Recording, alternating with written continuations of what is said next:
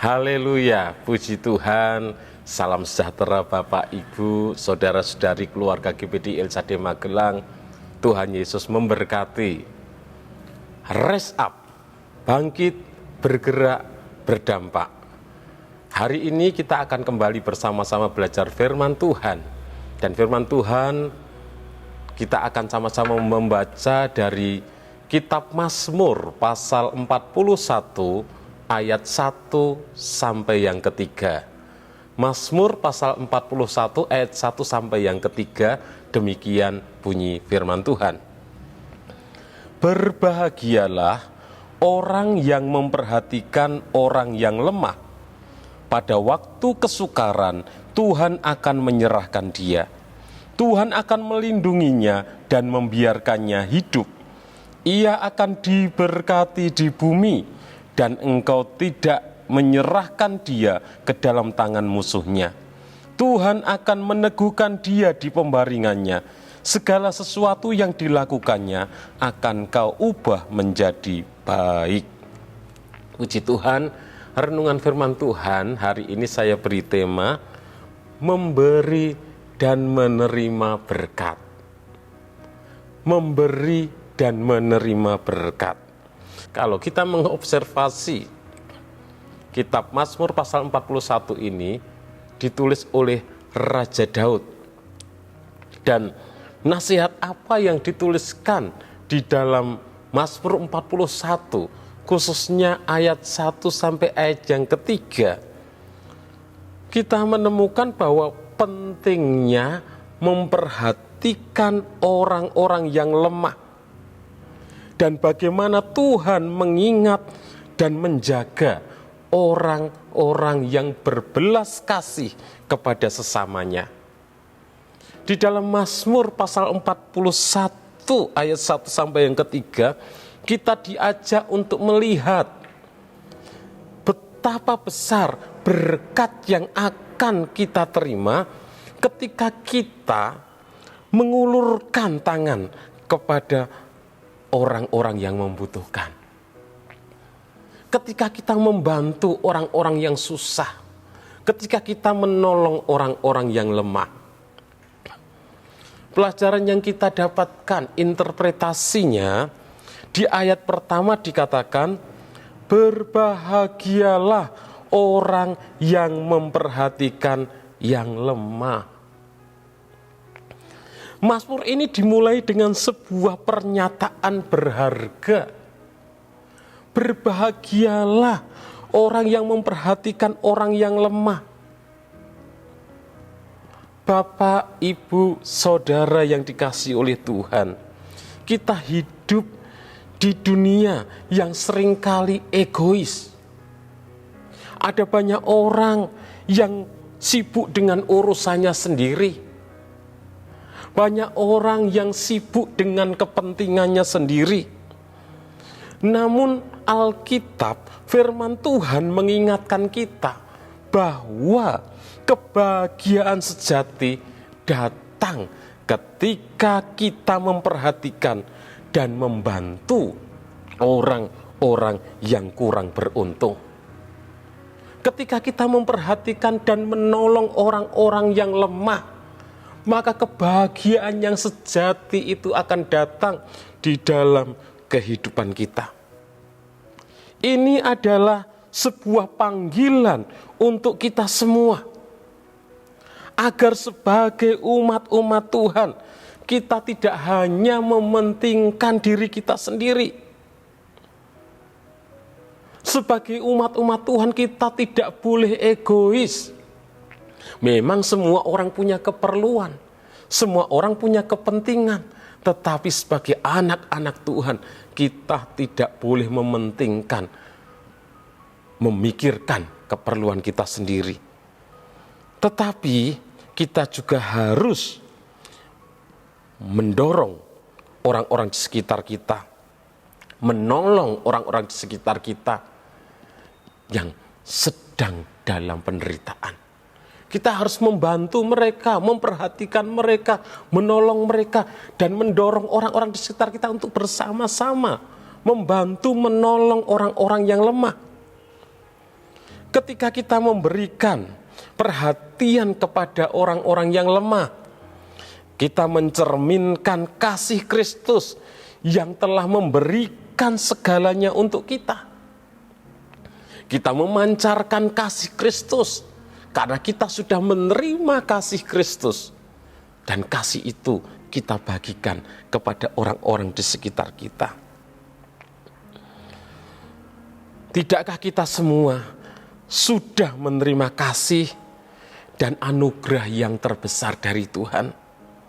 Marilah kita menjadi saluran berkat bagi orang lain, orang-orang yang lemah, orang-orang yang susah, orang-orang yang menderita, orang-orang yang membutuhkan.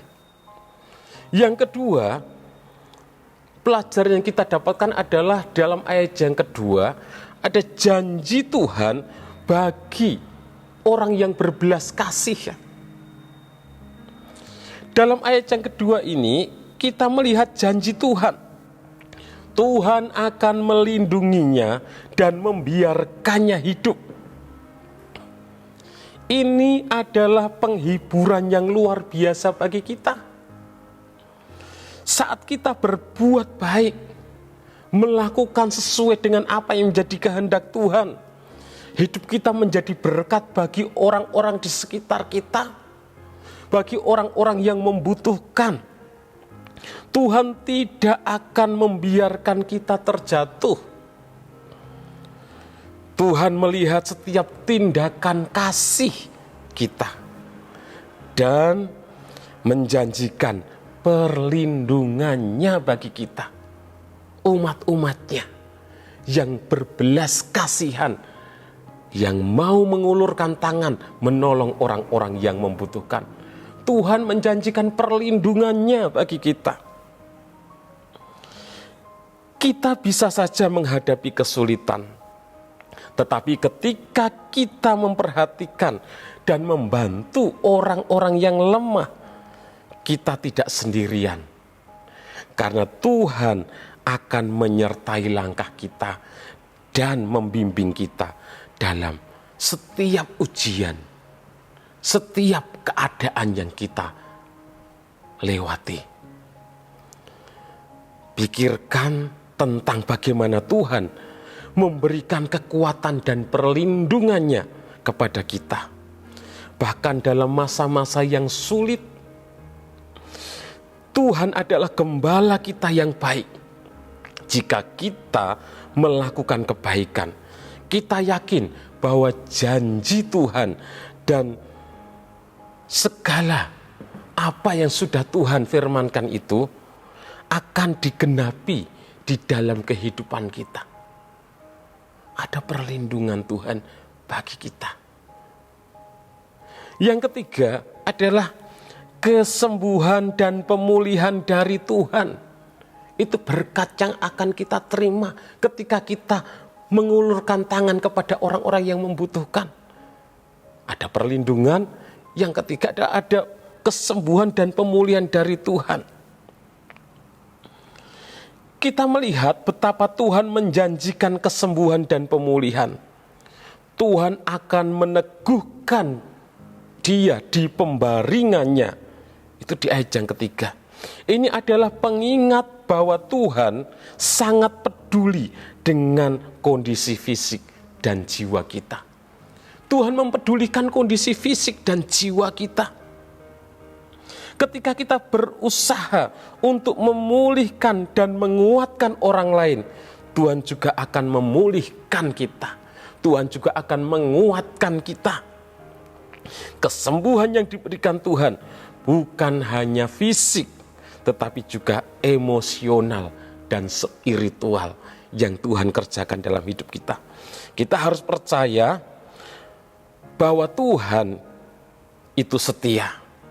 Dan Tuhan akan memperbaharui kita ketika kita bersandar kepadanya dan melayani orang lain. Melayani sesama kita, orang-orang yang ada di sekitar kita.